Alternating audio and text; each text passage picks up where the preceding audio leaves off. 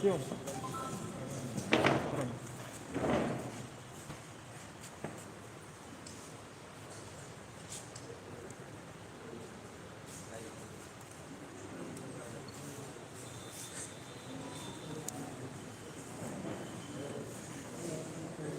देखिए तो यूट्यूब पर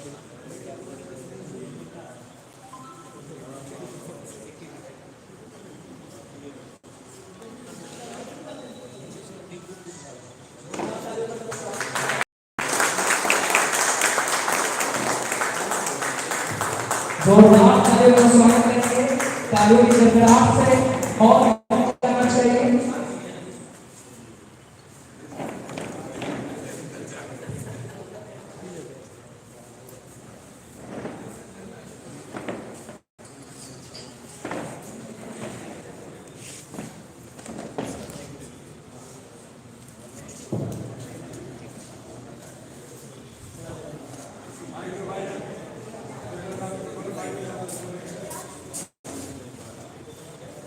नगर निगम के मेयर तारकेश्वर नाथ गुप्ता सर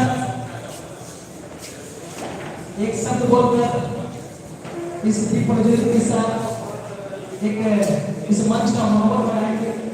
नगर निगम मेयर तारकेश्वर नाथ गुप्ता।